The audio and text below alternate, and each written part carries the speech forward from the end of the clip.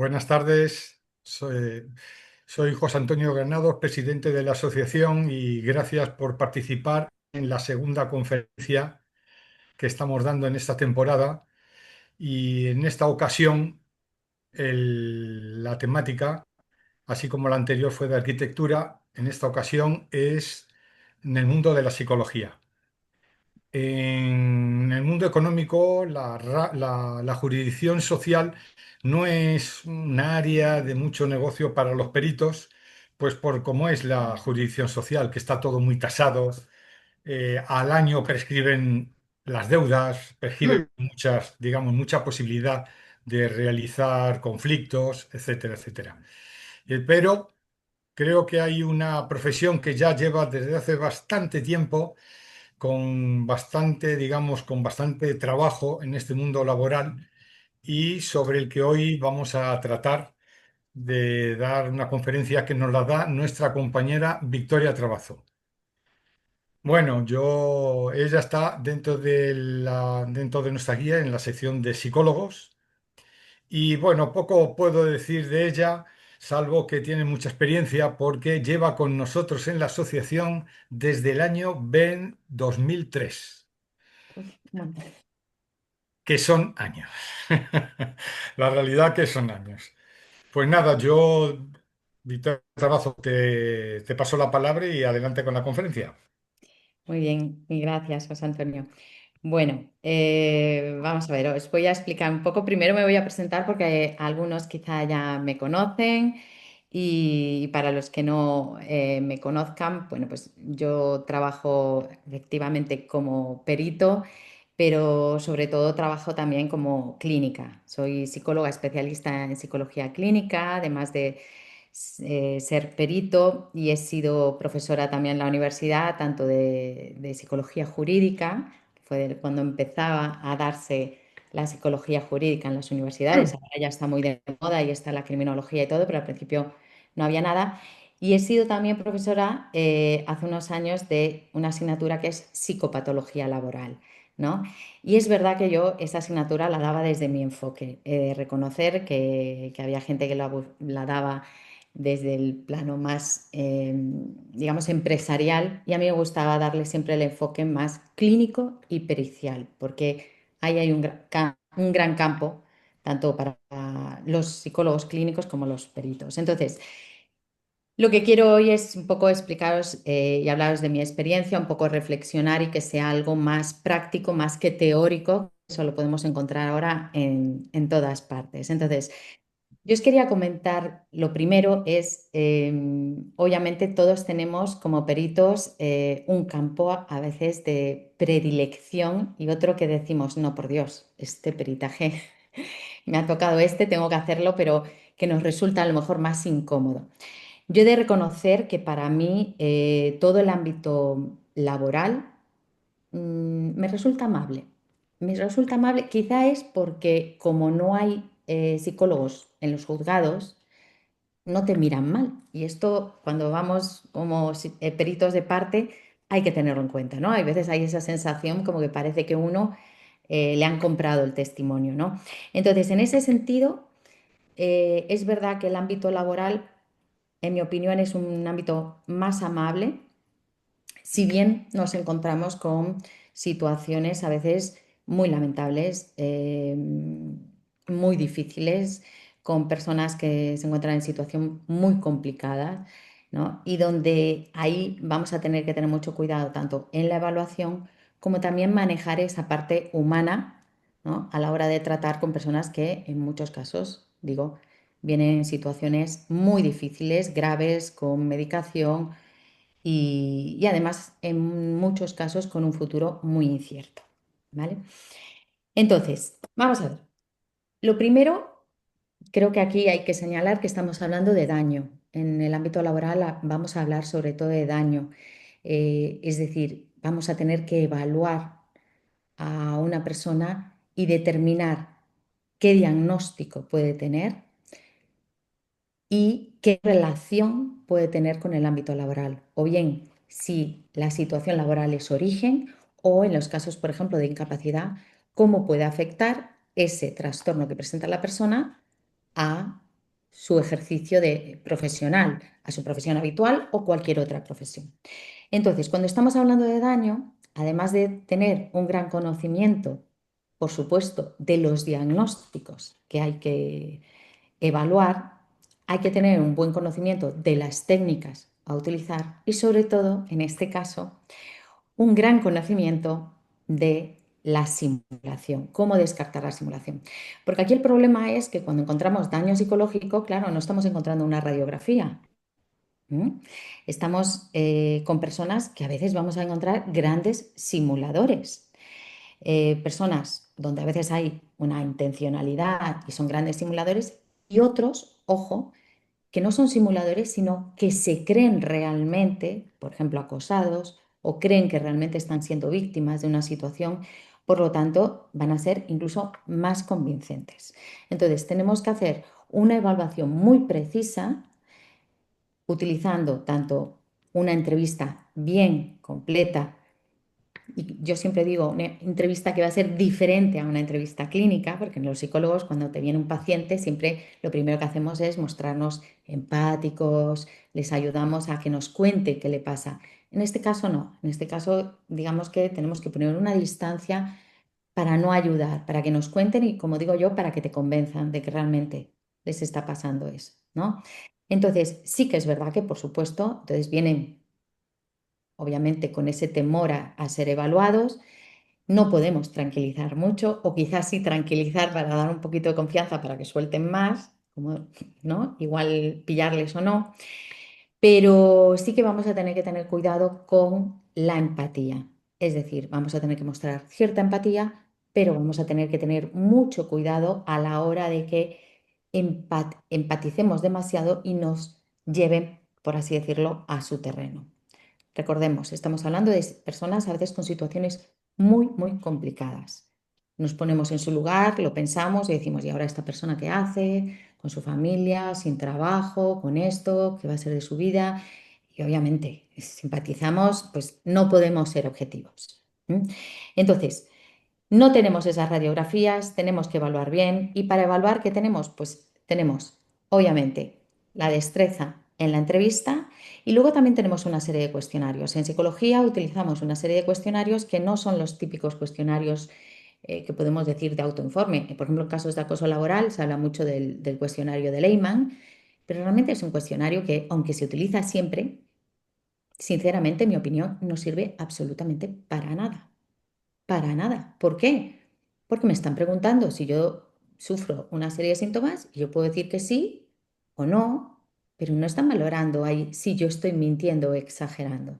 Entonces, bueno, a nivel informativo, pues vale, pero no es una evaluación que nos va a diferenciar, por ejemplo, si existe o no acoso. Y es verdad que yo, por ejemplo, he visto muchos informes de acoso en donde se presenta como prueba irrefutable el cuestionario de Lehmann, en donde pues, están las preguntas. No es suficiente. Eso se puede desmontar enseguida. Y eso hay que saberlo, porque obviamente siempre que vamos como perito, en estos casos, en muchos casos nos encontramos con un perito contrario, incluso con careo de peritos. Yo he estado en careo de peritos en, pues, en la audiencia provincial y en laboral, no está en otro con careo. Así que tenemos que tener cuidado con qué herramientas vamos.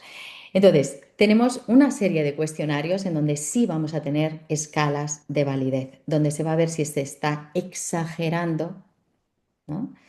Y por lo tanto simulando, o son los mismos cuestionarios que a veces utilizamos, por ejemplo, en los casos donde en un tema de custodia, donde se quiera disimular un problema.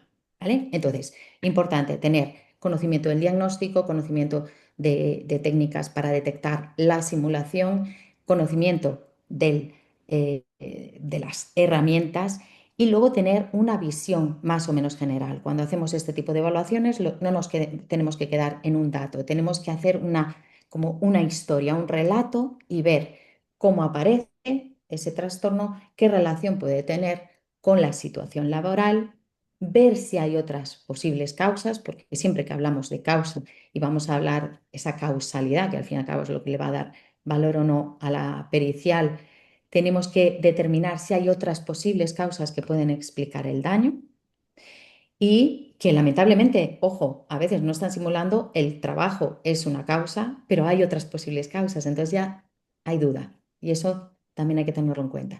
Entonces vamos a tener que tener esa visión global. Y luego, ¿qué tenemos que hacer? Pues hacer una buena argumentación y explicación, sobre todo de cara, yo pienso que es muy importante lo que podemos desarrollar en un informe, pero también a la hora de ratificar, saber explicar bien y poder transmitir quizá esa parte más humana, ¿no?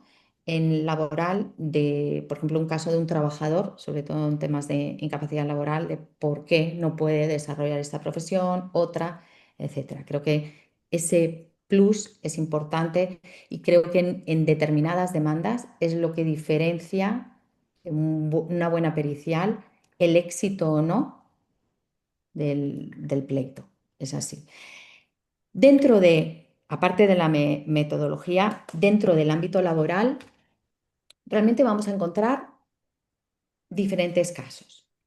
Em, yo sobre todo, mi experiencia ha sido, sobre todo, por un lado, trabajar analizando incapacidades, pues, habitualmente persona que solicita después de una baja continuada una incapacidad laboral permanente, le dan una total, pero quiere una absoluta.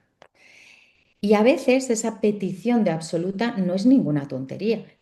Primero estamos hablando de la cuantía económica, pero es que vamos a pensar, cuando estamos hablando de un trastorno psicológico, no estamos hablando de solo una habilidad, estamos hablando de un trastorno que normalmente afecta a toda la persona. Y si afecta a toda la persona, lo más habitual, de forma grave, es no solo que no pueda desarrollar su profesión habitual, sino que no pueda desarrollar otra. Entonces, salvo que sea algo específico, pongamos fobia social y entonces no puede desarrollar una profesión que sea de cara al público, ¿vale? O fobia a algo y que sea algo más concreto, lo podemos entender.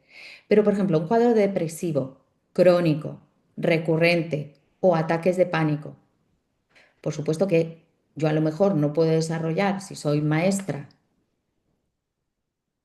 mi profesión, pero es que a lo mejor tampoco puedo desarrollar mi profesión, mi otra profesión. Yo me recuerdo un caso que, por ejemplo, era una maestra, tenía ataques de pánico y decían, bueno, pero puedes seguir ejerciendo como autónoma dando clases particulares. Yo digo, bueno, sí o no, porque como si esta persona está en tratamiento y los ataques de pánico también le dan en su domicilio, lamentablemente por la gravedad del trastorno, está anulando continuamente esas clases. Pues obviamente, si uno acude a un profesional y te están anulando continuamente ese servicio, alguien que hace, se busca otro.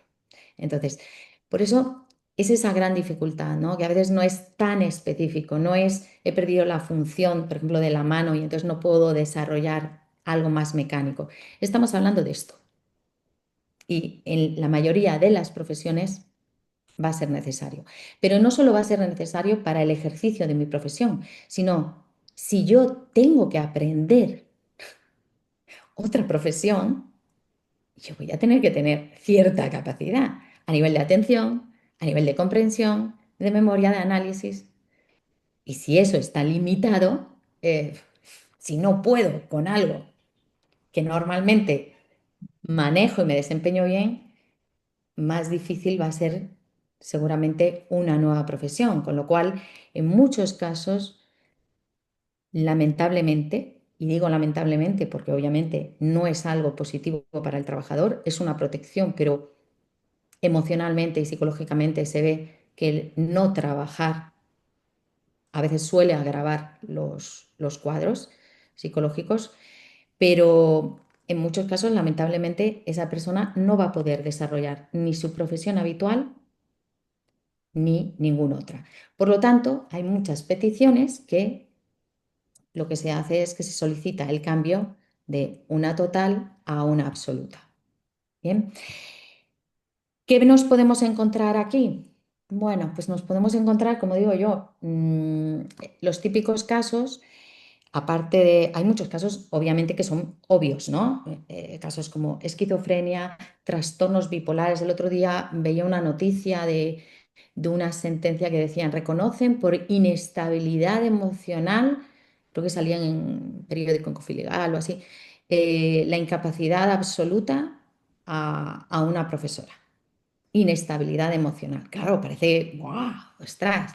Bueno, empiezas a leer un poco y no es inestabilidad emocional. Eso es como decir, bueno, está estresado. No, esa persona tenía diferentes diagnósticos y entre ellos tenía un trastorno bipolar. Es un trastorno de origen orgánico, tenía diferentes ingresos con un alto riesgo de suicidio, era una persona que tenía un tratamiento ya crónico, que estaba siguiendo un tratamiento en un centro de día. O sea, no es tan sencillo. El problema es que a veces vemos esos titulares y entonces dices, ah, pues yo también estoy mal, yo también tengo bajas, pues yo voy a pedir esto, ¿no? Entonces, ojito, porque en las sentencias a veces habla de ansiedad generalizada, esto, lo otro, como si fuese así los diagnósticos, pero bueno, en las sentencias lo que recogen y luego lo que recoge el DSM, ¿no? Y los manuales es algo muy diferente.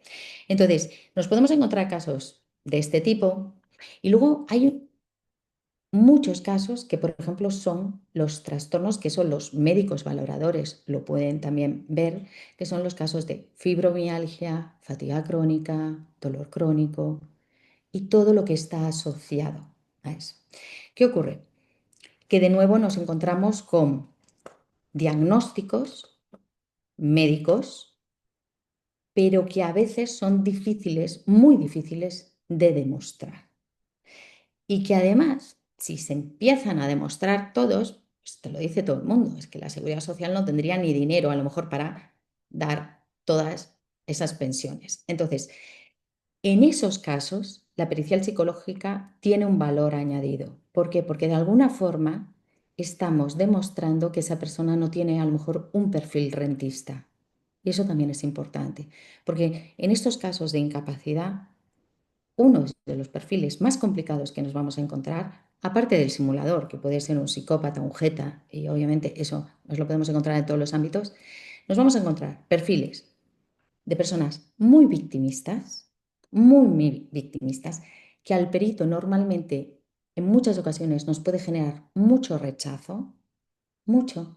Son personas que te hacen incluso como sentirte a veces incómodo. Yo lo reconozco y hay que saber manejar esa situación, porque el victimismo no siempre es algo deliberado, consciente, no siempre hay una manipulación detrás intencionada, sino que son personas que solo saben comunicarse desde la queja. Luego también nos vamos a encontrar trastornos de personalidad, que son esas personas que es como que ves que en su historia vital, de una forma u otra, siempre hay problemas. Siempre, siempre. Es, el trastorno de personalidad, digamos que sería como ese tipo de forma de ser muy acusada que al final hace que no tengas una estabilidad o una adaptación a nivel familiar, social, económico. Entonces, claro, son personas que acaban teniendo desde bajas laborales, problemas en diferentes trabajos, problemas con otros. Y el gran problema de este tipo de pacientes o de clientes es que muchas veces no son conscientes de su propio trastorno. Y además son pacientes que muchas veces, a pesar de ir de psicólogo en psicólogo, de psiquiatra en psiquiatra, no tienen una respuesta buena a los tratamientos. Porque la medicación puede tratar bien cuadros depresivos, cuadros ansiosos, cuadros incluso psicóticos, pero los trastornos de personalidad, se ve que hay una resistencia. Entre estos están lo que llamamos los rentistas, los que viven de rentas, como bien se dice, y son los que tenemos que tener cuidado, detectar y descartar. Pero con los otros, con los victimistas, con los trastornos de personalidad que a veces no son conscientes, o con los cuadros, que a veces encontramos cuadros de bipolares o de otros trastornos que vemos que son graves, lo que sobre todo hay que tener en cuenta aquí es el cuidado a la hora de devolverle al cliente el resultado de la evaluación. Es decir, en mi experiencia, por ejemplo, yo he visto casos que a veces, porque a veces van unidos, una situación, imaginémonos, un acoso laboral, pero a la vez luego eso ha generado bajas, bajas, bajas y aparte de hacer ese tipo de evaluación, haces la evaluación luego para la incapacidad laboral. Y ves una persona a veces anulada, destrozada, una persona que a lo mejor ha tenido su profesión, sus estudios, sus amigos, su vida social y la ves anulada. En muchos casos con riesgo de suicidio, en algunos con intento. En esos casos, obviamente, cuando vemos que hay además una cronicidad y sobre todo, que es lo que hay que hablar cuando hablamos de permanente, vamos a tener que hablar de mala respuesta a los tratamientos, a veces el pronóstico es muy negativo. Y es verdad que en el informe poner que el pronóstico es muy negativo es algo que le va a beneficiar, por supuesto, pero a la hora de comunicarlo al cliente hay que tener cuidado, porque si bien saben que eso le va a beneficiar, le estás dejando sin ninguna esperanza de mejoría. Entonces, ¿qué podemos hacer? Bueno, pues primero a veces hablarlo con el abogado, gestionar un poco toda esa información, hablarlo también si viene la familia. Y hay veces que yo personalmente, yo lo que digo es, bueno, esto sabemos que lo que hacemos es poner un poquito más, que esto es como una negociación, porque ya el juez quita un poco, porque si no, les dejamos sin esperanza. Entonces ahí hay que tener esa parte también humana de entender la gravedad del trastorno, el riesgo que puede tener, porque incluso yo en algún caso he dicho, no, no le comuniquéis o no dejéis que lea todo el informe. Hay veces que a mí me ha generado hasta pudor decir, como lea esto, no sé cómo lo va a tomar, ¿no? Algún paciente. Entonces, eso también creo que tenemos que tener en cuenta y cuidar. Por otro lado, vamos a ver, hay en otros casos donde se une, y son esas demandas también por lo que decimos el cambio de contingencia, pues cuando hay algún tipo de daño y también en vez de pedir, no piden una incapacidad, pero sí piden el cambio de contingencia porque quieren explicar o atribuir la causalidad del daño a la situación laboral. Eso obviamente va a beneficiar, sobre todo de una forma económica, al cliente. En el fondo ahí también tenemos que descartar simulación y establecer muy, muy bien la causalidad. Digamos que yo siempre digo que este tipo de evaluación, a pesar de ser una evaluación en donde el cliente lo que va a demandar es a la seguridad social, tiene que ver más con los casos, por ejemplo, de acoso. ¿Por qué? Porque cuando un cliente solicita una evaluación por acoso, lo que dice es que está siendo víctima. Y entonces ahí sí tenemos que determinar la causalidad. Entonces, vamos a ver, pasando a los casos de acoso, que quizás son como los que parecen como más, como digo yo, novela, ¿no? Los otros, pues a veces lo que dicen los abogados son sota, caballo y rey. Se ve según los informes, según lo que haya y ya más o menos por los diagnósticos se sabe, te van a dar esto o lo otro. Vamos a ver, los casos de acoso. Los casos de acoso podemos tener dos tipos de petición. La habitual suele ser por parte del trabajador. El primer problema que nos vamos a encontrar, el cliente que te llama diciendo, quiero un informe porque quiero demostrar que he sufrido acoso. Yo muchas veces digo, ¿y solo tenemos el informe? ¿No tienes otra cosa? ¿No hay nada más? Y muchas veces digo, ¿qué te ha dicho tu abogado? Déjame que hable con... Porque en muchos casos lo que buscan es eso, es la prueba, un informe donde diga que he sufrido acoso. Y yo siempre digo, tú puedes dar un informe, puedes estar convencido, pero nunca en una conclusión puedes decir que esa persona es víctima de acoso. Eso le va a corresponder al juez. Tú puedes decir que su situación es compatible, puedes descartar otra, pero difícilmente, y esto lo vemos también en penal, lo vemos en temas cuando hay agresiones, ¿no? Difícilmente solo con una evaluación psicológica vamos a poder demostrar un hecho. salvo que, por ejemplo, estemos hablando de un accidente de tráfico en donde no se discute la existencia del accidente. Entonces, lo primero nos vamos a encontrar ese tipo de casos. ¿Quién nos va a pedir un informe? Pues nos va a pedir un informe una persona, a lo mejor que está sufriendo efectivamente acoso, o también nos puede solicitar un informe, por ejemplo, una persona que tenga lo que se llama esa percepción de acoso. Y ahí tenemos que diferenciar lo que es el acoso real del acoso percibido, porque hay muchas situaciones que no son acoso. Es verdad que el trabajador lo puede vivir como acoso, pero no lo son. Para que sea acoso tiene que cumplir ya no solo unas características tipificadas que nos salen en el cuestionario de Lehmann, sino una intencionalidad determinada para echar, para que abandone el trabajador o para destruir de alguna forma a ese trabajador.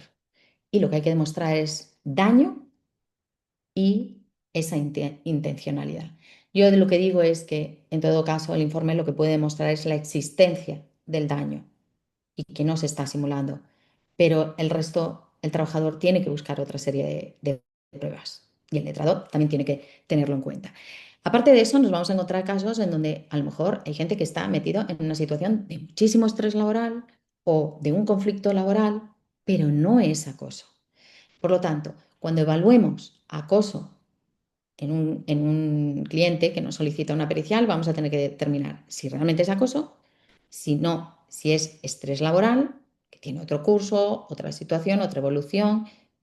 Por ejemplo, el estrés laboral con unas vacaciones normalmente se mejora, en una situación de acoso no, porque sabes que luego vuelves a lo mismo, un conflicto, o a veces también, yo ahora, la semana que viene, tengo en marcha uno, en 2 semanas, si la huelga creo que hay no lo impide, pues la existencia, por ejemplo, de un trastorno delirante. Y cuidado porque estos son los más difíciles de detectar cuando realmente el trastorno delirante es incipiente. Es decir, un trastorno delirante es una persona que distorsiona la realidad, pero se la cree. Por lo tanto, te lo va a contar como algo totalmente real. Y hay veces que el delirante, salvo que tú no le preguntes por otras áreas, te va a parecer todo perfecto. Ahora, si de repente dices, sí, porque también me pasa que cuando yo veo la tele me comunico y he pensado que también me siguen mis vecinos y dices, ojo, pero como no te comente eso, que a veces es pura casualidad, te la cuela. Y ahí que tenemos que tener mucho problema. O sea, mucho cuidado, porque podemos tener un problema porque estamos afirmando algo y no. Y cuidado, porque afirmamos algo, luego no, y el delirante, si le sale mal, el delirante suele ser un paranoide. Se te puede volver en contra. Entonces, mucho cuidado cuando nos encontramos esos casos. Hay que trabajarlos también igual cuando los tenemos como perito en la otra parte, porque a veces te acusan de he perdido por ti y como no esté bien controlado y medicado, podemos tener ahí un problema. Entonces, tendríamos esos casos y esos, digamos, esas peticiones por parte de trabajadores, pero también lo que solemos tener, yo por lo menos tengo bastante, son peticiones por parte de la empresa. Es decir, la empresa solicita, recibe una demanda de acoso y solicita ese asesoramiento, esa evaluación para ver si realmente es un acoso o no y si se considera que no, en todo caso hacer un contrainforme. En estos casos, la evaluación es diferente. En la mayoría de los contrainformes no tenemos acceso al trabajador. Entonces, ¿qué tenemos que hacer? Pues analizar un poco todo y tenemos que ser muy, muy cuidadosos, sobre todo en cómo decimos las cosas. No podemos decir, a esta persona le pasa. No, podemos decir, aparentemente en función de esto se señala, pero podría ser, no se ha tenido en cuenta, cabría la posibilidad. Es decir, lo que tenemos que hacer es un poco una evaluación de ese análisis que ha hecho el otro perito, a lo mejor. A veces no son periciales lo que presentan, a veces presentan informes clínicos, pero a veces son periciales incluso de peritos muy cualificados, pero a veces, bueno, pues como digo yo, a todo el mundo se la pueden colar en un momento dado. ¿no? Y entonces tenemos que analizarlo muy bien, con mucho cuidado, con mucho respeto también a un compañero, pero valorar en dónde se ha podido incurrir en algún tipo de error. Y ahí tendremos que analizar a nivel metodológico cómo se ha procedido, la información que se ha tenido en cuenta, que obviamente muchas veces cuando se trabaja, se evalúa al trabajador, no tenemos toda la información de la empresa, cuando sin embargo te contrata la empresa, tienes otro tipo de informes, ahí está la diferencia. Tenemos que valorar cómo se ha llegado a esas conclusiones y hacer esa valoración general. En muchos casos, el trabajo es sembrar la duda y es así, ¿no? Entonces, bueno, pues también es otra función. Yo en muchos casos hago primero una evaluación y si veo que realmente me lo creo o no, si la pericia está bien hecha, mi consejo es, pues bueno, o te la juegas o intenta llegar a un acuerdo, por supuesto, ¿no? También digo que en muchísimos casos los informes periciales no se llegan a ratificar. Yo voy muchas veces a los juzgados cuando hay un caso de acoso y voy preparada para pasarme ahí un montón de horas y que al final se llegue a un acuerdo, porque muchas veces están instando constantemente al acuerdo. Y otra de las cuestiones ahí es convencer a veces a un trabajador que siente que es algo injusto de que a veces acepte ese acuerdo, porque sabes que va a ser beneficioso, a pesar de que no es lo que entiende como algo justo, pero le puede venir bien, sobre todo de cara a un futuro y a reconducir su vida. Entonces, os comento, dentro del acoso se tiene esa doble perspectiva. Hay profesionales que se dedican más al ámbito de la empresa, hay profesionales que se dedican más al ámbito del trabajador.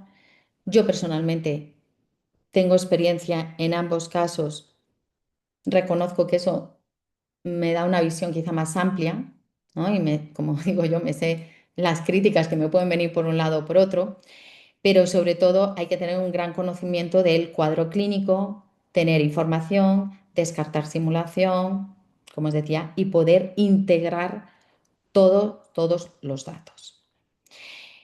Un poco os quería comentar estas situaciones porque sí que es verdad que cada vez, sí que es verdad, yo que llevo muchos años como perito, eh, porque el otro día contaba que decía, sí, es verdad, desde el 2003 en la asociación, pero yo empecé a hacer periciales desde que me licencié y, y la verdad es que es curioso cómo cambia cuando hay una crisis económica. Yo tuve muchos casos de acoso, demandas de acoso, cuando sobre todo empezó, y de repente cuando hubo los años de crisis fuerte, no había nada. Claro, primero porque muchas veces la demanda eso era instrumental, es que me echen, saco un acuerdo, una negociación y yo me busco otro. Claro, cuando ves que no hay otra cosa, mejor aquí no. Y lamentablemente, las personas que realmente estaban siendo acosadas muchas veces decían,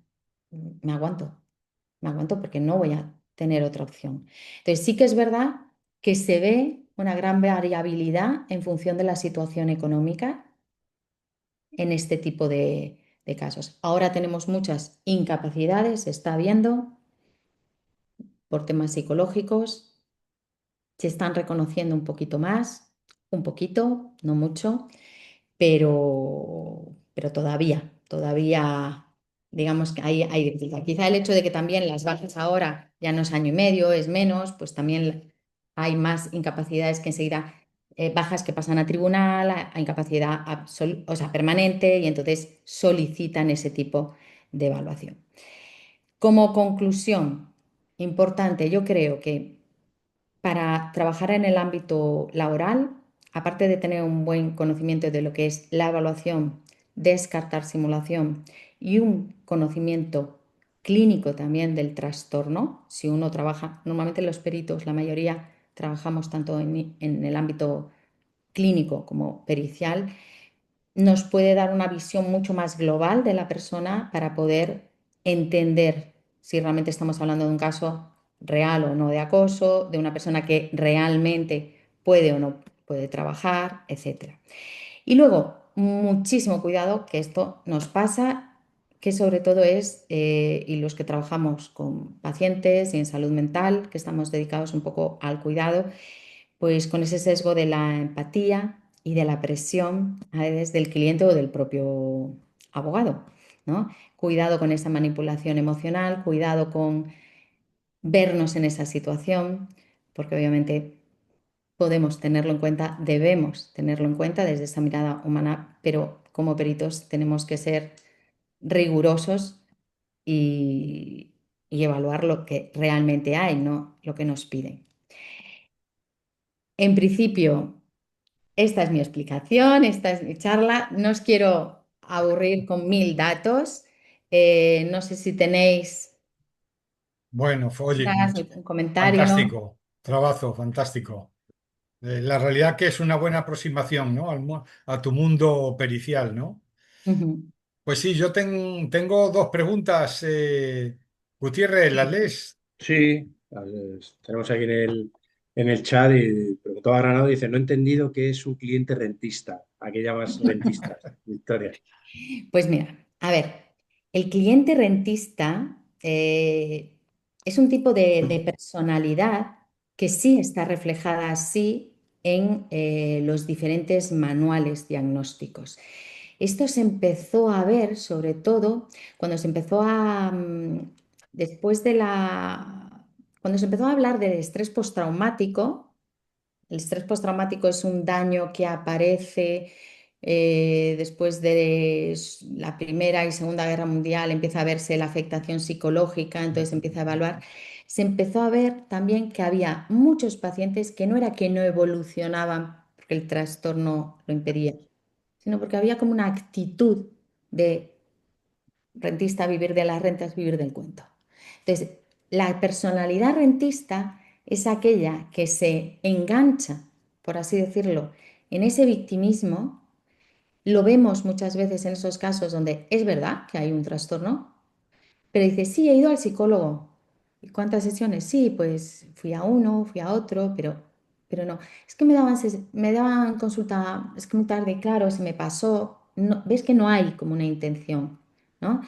Luego le da un tratamiento, sí, pero es que es súper desagradable, yo tampoco quiero tomar pastillas. Y vas viendo, y dices, Es decir, cuando una persona, y sobre todo cuando trabajamos en clínica, vemos que una persona realmente está mal y muy mal, haces lo posible para estar bien. Entonces, hay veces que ves, que dices, no, dices, Ok. aquí se está beneficiando. Y esto es algo que entre los clínicos y así hablamos. Es lo mismo que se habla de la personalidad querulante, que es el que te demanda por todo, que muchas veces detrás hay obsesivos o justicieros o delirantes, ¿no? Tener un vecino, por ejemplo, o alguien en una comunidad de propietarios, un querulante, es lo peor, porque es el que va a decir no, que va a denunciar y esto, y esto, y esto, y dices, no, no, no va a acabar. No va a acabar nunca. Son ese tipo de personalidades, como digo yo, que no están en el DSM, pero que están. Todos tenemos, seguro que conocemos algún rentista por ahí, seguro, ¿no? Bueno, Eso. sería cuestión de buscarlo. Y te Pero bueno, preguntaba Granados también que si tendrás también. estadísticas, usualmente quién gana en conflictos o demandas psicológicas. Pues vamos a ver, hay diferentes datos en cuanto a estadísticas. Yo he estado buscando y realmente, por ejemplo, lo que he visto más es de denuncias, por ejemplo, por acoso, muchas a veces solo hay, y esto depende de los años, pero en muchas ocasiones solo llegan a un procedimiento como un 20% de las demandas. También digo, yo no sé hasta qué punto es porque bien no están bien fundamentadas o porque también en muchos casos las demandas se presentan como forma de presión y negociación. Entonces yo creo que ahí, en estos casos, las estadísticas, yo no me fiaría mucho, porque yo he visto diferentes. Y cuidado, ¿eh? Y además también es, mirar, esto es a veces el problema, al final estamos hablando cuando hablamos de acoso, estamos hablando de maltrato psicológico. Y es lo mismo que cuando en violencia se habla de maltrato psicológico. Es muy difícil de demostrar algo que es de puertas adentro. ¿Mm? En una empresa a veces es verdad que se puede más porque hay datos sí más objetivos, la degradación de un puesto, de otro, el vacío de funciones, determinados correos electrónicos. Hay gente que es muy hábil y hay gente que es muy torpe, ¿no? Acosando. Pero lamentablemente en muchos casos no hay datos. Entonces, yo he visto, además buscando para ofrecer los datos, he visto datos muy contradictorios y a la hora de interpretar esa diferencia, yo creo que tiene que ver con eso, con esa, más que a lo mejor falta de datos, hasta qué punto estamos hablando de, digamos, esa forma de negociar o presionar. Entonces, además os digo, yo los últimos que he ido, a mí me encanta entrar en sala y ratificar, y las últimas me he quedado fuera porque se ha llegado a acuerdo. Yo es que veo, perdón, veo que este tema de acoso es un tema complicadísimo. Ujú. Yo Es una vez en complicado una... porque a veces ni te dejan avanzar, ¿eh? Llegas ahí y el secretario te dice, no, no, no vamos a reconocer la vulneración de derechos, lleguen a acuerdo. Y ya de primeras le dicen al trabajador que no. Claro, yo tuve una experiencia con un cliente, una multinacional. Había Ujú. seleccionado hacía como 2 años a una trabajadora para el Sí, área de administración, ya sabes, contabilidad, sí. economía. La traslada al departamento de compras. Y un día me llaman, Granados, ven, me dicen, ¿sabes que tenemos problemas con tal trabajadora? Digo, "Pues esta chica fantástica. Se queja de que tiene acoso de su jefe. ¿De su jefe? Sí, sí, bueno, tú no sabes. Uf". Y yo digo, pero ¿y su jefe? Bueno, yo nunca me dije, "Puf, bueno, ¿qué quieres que te diga? Yo no sé". La realidad que siempre pensé que su jefe, entre otras cosas, porque era un hombre que tenía un hijo con deficiencias Ujú, y estaba culpado a su familia, ¿tú me entiendes? No daba el perfil. Ya, si hablamos de psicología, tampoco la daba el acosador. Y ujú, entonces le dije a la empresa, voy a hablar con ella. La voy a invitar a mi despacho para que me diga y se suelte. Vino con el novio ujú. y al final le dije, mira, si te encuentras tan mal, te puedo negociar que te despidan en improcedente y así cobras el paro.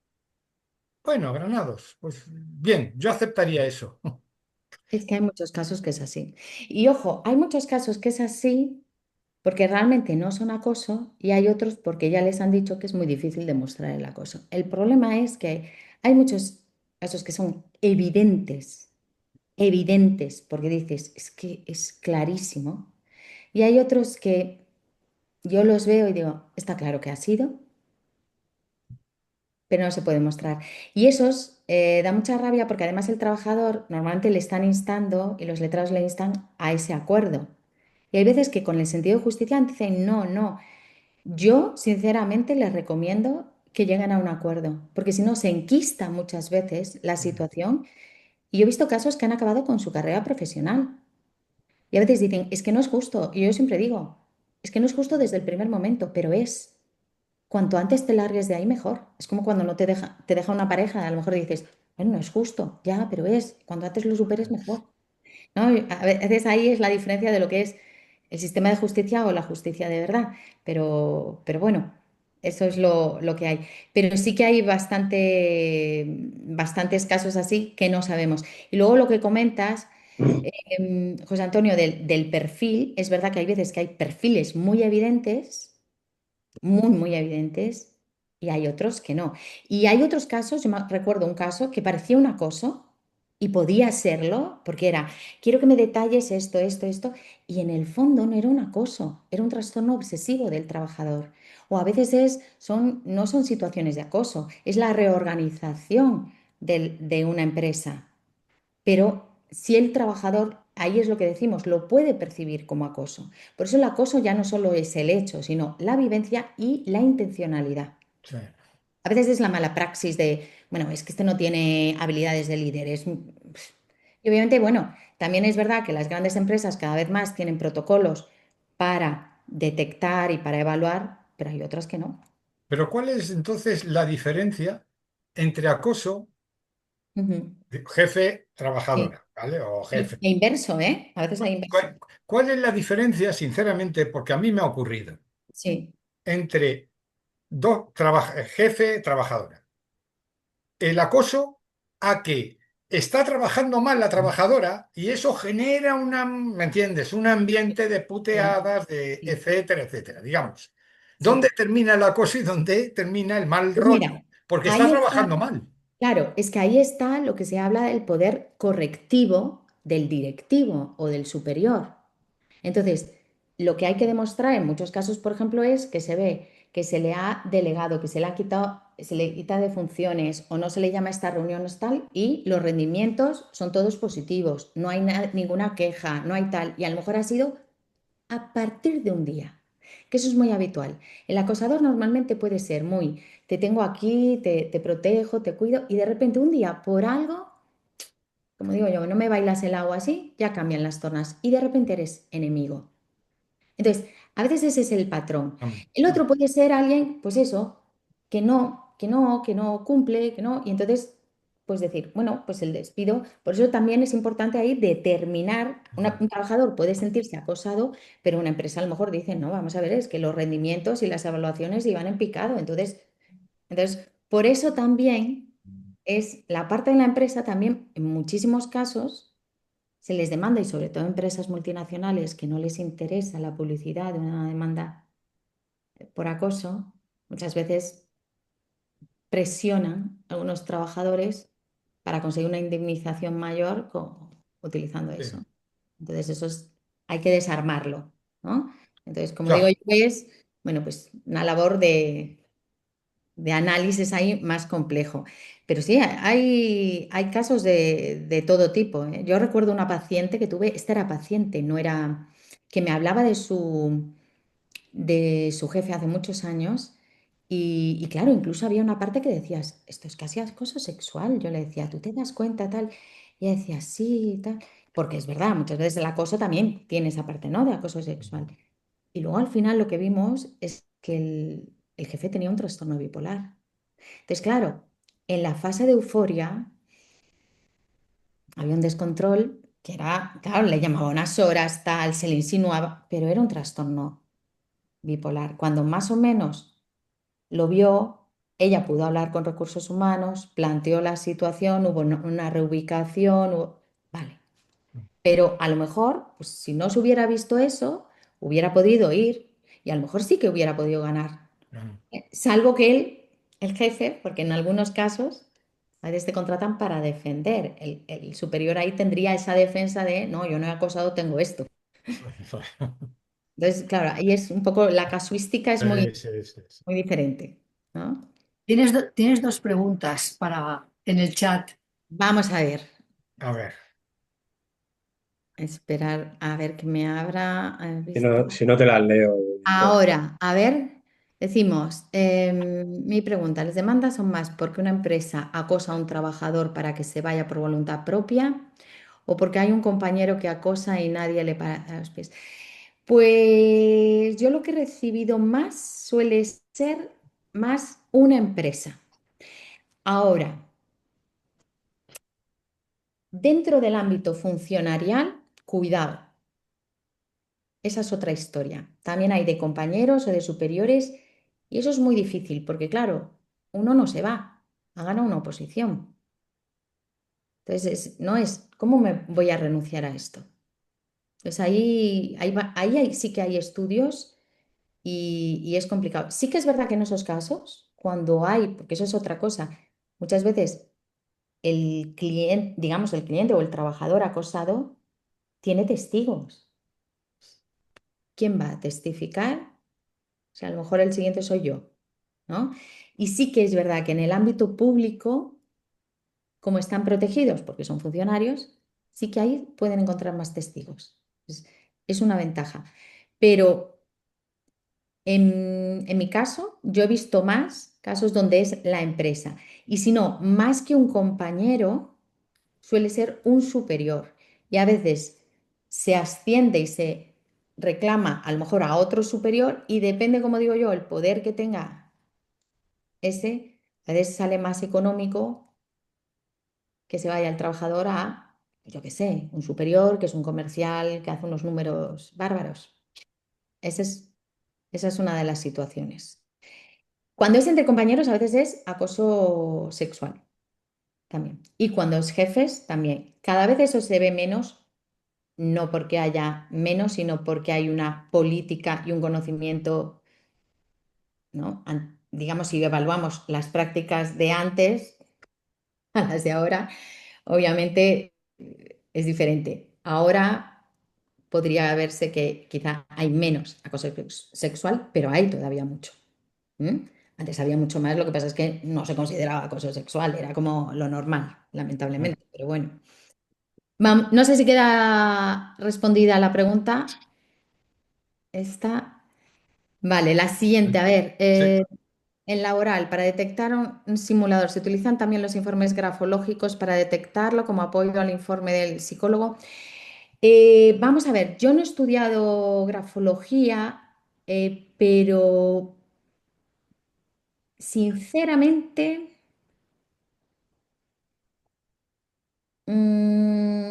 a ver, no creo que valgan tanto. ¿Por qué?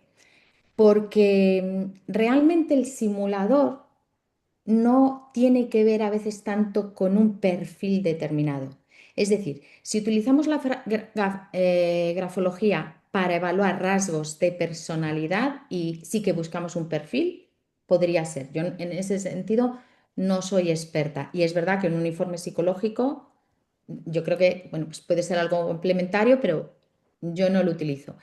Digamos que el simulador lo que detectamos es, por ejemplo, Mm, hay unos cuestionarios en donde hay una serie de preguntas, son cuestionarios, pues, son 300 y pico preguntas, donde se ve esa tendencia a la exageración. ¿M? Y luego se ve cuando hay esa incoherencia, ese lamento de ese no quiero nada, no hago nada, pero luego otras cosas sí dices, uy, o a veces cuando dices, es que esta persona ya tiene un conocimiento o no hace esto, tiene mucho miedo, no quiere ir a la empresa, pero sin embargo siempre se pasea por donde vive el jefe y tal. O sea, esas incoherencias, utilizamos más las incoherencias, la sintomatología, hay un test que es justamente el SIMS, que es para ver si hay una exageración de síntomas, donde todo el que simula dice, me pasa todo, y hay cosas que si te pasan una no te puede pasar otra, y sobre todo los test de personalidad. Pero yo creo que el informe grafológico, no sé hasta qué punto nos iría más a la personalidad más que a la Para suma. detectar a un mentiroso compulsivo, digo, Mm, puede ayudar, pero que no sé si seguramente lo que estás diciendo que en laboral no se suelen utilizar los informes no, no. grafológicos, ¿no? No. No se suele, salvo que sea más para falsificar, pero os digo, es que es diferente un mentiroso compulsivo que un simulador, ¿eh? Ojo, un simulador a veces no es un mentiroso compulsivo, es que tiene un objetivo concreto. Entonces, a veces no es tanto, a veces sí que hay una personalidad, pero a veces es en este caso, y luego es que es una persona normal, pero en esto, pues yo qué sé, sabe que va a sacar un beneficio, lo va a exagerar, tal. Pues, no, es decir, no siempre encontramos a psicópatas como simuladores. En otros ámbitos quizás sí, pero aquí no. A veces es el que dice, es que es muy golosa la indemnización. Entonces, suelen ser eso. Entonces, a veces es perfil, más que perfil de personalidad, por eso os digo, puede simular cualquiera. Por eso es un riesgo también si evaluamos al trabajador. Por parte de la empresa, yo siempre digo, es un riesgo. Dice, hay que evaluar a este trabajador. Ojo, porque como lo evalúes, sea un gran simulador, por lo menos los psicólogos, el código deontológico, si la empresa paga la pericial, pero el trabajador quiere una copia, se la tienes que dar. Y a lo mejor no le favorece a la empresa. O sea, hay que ahí tenerlo en cuenta y asesorar bien para decir, igual no te interesa. Porque si es un buen simulador, ¿qué? Entonces ahí es ver las diferentes estrategias que hay. Muy bien. Pues No sé si ¿alguna tenéis más pregunta más? preguntas. Bueno, pues oye. Victoria Trabajo, gracias, fantástico. Bueno, os mandaré un breve resumen o así, Sí, como para vale, pequeños datos. para colgarlo. Sí, no habrá esos datos de estadística, porque os digo, los he buscado y yo misma digo, esto Vale, nosotros por no parte son también, fiables. nosotros también por parte de la asociación haremos, ¿te acuerdas? Vale, Un resumen, ¿no? perfecto, Explicaremos, ya sabes, las pausas, etcétera, etcétera, perfecto. de la Muy bien, muy reunión. bien. Y lo tendrás. Una cosa, Victoria, veo que hay un montón de test que se pueden hacer, unos valen más que otros, y luego para cada caso de personalidad que tú te malicies con la primera conversación de qué es lo que le puede pasar, pues nada, le pones a hacer un test. ¿Nos podrías poner ahí un compendio de todos los test que hay Bueno, pues para mira, diferentes casos? ¿O es un secreto profesional? Si es un secreto no, profesional, no, mira, claro. no es un secreto. Sí es cierto que los test normalmente para comprarlos tienes que ser un profesional porque tienes que presentar el carnet de colegiado y tal. Ajá. La mayoría los comercializa TEA Cegos, Ujú. suele ser así. Si bien es cierto que ahora con la inteligencia artificial yo me he Ah, quedado bueno, sí, claro. alucinada de lo que hay, obviamente. Y hay gente que se prepara los test. Esto es como todo, como en su momento a mí Bueno, me... como las entrevistas de trabajo, sí, En las claro. entrevistas de trabajo, como también las oposiciones, Ujú. ¿vale? En las bibliotecas de las facultades de psicología de las universidades Sí, están los test, ¿no? Para la consulta de los alumnos y están profesores. los test, pero los test no pueden No pueden eh, salir de allí, ¿no? solicitarlos todos, creo, ¿eh? Aunque os digo, es que antes era una cosa, ya con internet empezaron a aparecer por ahí e incluso yo he visto, pues, yo he probado la inteligencia artificial de decir, a ver esto, si lo hace bien o no, y he probado una evaluación que ofrece TEA y otro, y digo, ostras, lo hace muy bien, ¿eh? Así que, Sí, sí, la inteligencia artificial, si le preguntas bien, exacto, si Sí, exacto. sabes preguntar, pero También, claro, para eso preguntar es, bien ya hay que saber muchas cosas. Entonces, como nos eso has hablado al principio de un test con nombre y apellido, que ya no me acuerdo qué nombre y apellido, Lehman, el primero, el de Lehman, ese no sirve sí, para nada. que dices, no, pues precisamente pues para que sepamos, tengamos una lista, por lo menos de los que no sirven para nada, por A si ver, algún mira, día alguien malicioso nos hace una evaluación con ese test, de poder decir, mira, va a ser que no. cualquier informe que tenga test que no tengan una escala de validez que descarte simulación, no sirve, porque yo puedo mentir. O es más, una demanda con solo informes de clínicos, sin peritos. Y a un clínico no va a detectar si yo estoy simulando o no. ¿Por qué? Porque va a sospechar eso. Yo le pido un informe clínico. Pues hay muchas demandas. A mí cuando una empresa me dice esto, tal, tal, tal, y veo, no tiene esto, digo, "Pff, todo lo Y bueno, es que desarrollado". hay engañadores profesionales que hablas con ellos, les preguntas cosas y parece que dices, pero ¿qué haces aquí? ¿Cómo no estás? Bueno, iba a decir ministro de algo, mejor me Sí, callo, director general de cualquier otra cosa, sí, sí. y luego te pones realmente a trabajar con ellos y es que se lo han inventado todo, pero tienen mucha labia, mucho control de la expresión facial y Hay corporal, que muchos además eso factores. creo que es más un don que un aprendizaje, porque Eso sabéis dónde suele ser un problema muchas veces. Y yo os lo digo, ya no en el ámbito laboral, sino en el ámbito, por ejemplo, de familia. sí. Claro, y no es porque los peritos en familia sean malos, es por la limitación de tiempo. Es que a veces tienen 2 horas. Claro. Son encantadores. Y son, pues, el embaucador narcisista encantador que te conquista. Y entonces, claro, dices, y a lo mejor, pues, la otra parte viene como, ¡ah! Y a lo mejor habla y dice, claro, es que Ujú. pobre este o esta que tiene que aguantar a... Y ahí la cuelan muchas veces, ¿pero por qué? Porque no tienen mucho tiempo. Y eso es una pena, ¿eh? Porque Claro, hay que, bueno, ya sabemos, las consecuencias son muchas veces más graves, dramáticas, ¿no? sí. Por lo Mm. que hay implicados menores o así. Y ahí sí que es complicado, ¿eh? Pero también se utilizan los mismos cuestionarios, ¿eh? Mm. Normalmente, salvo de síntomas, el de Sims, ¿no? Pero los de personalidad suelen ser los mismos. Lo que pasa es que las puntuaciones tienes que saber interpretarlas. Esa es la clave, pues sí. Vale, pues muchas Muy gracias. bien, pues nada, Bueno. gracias.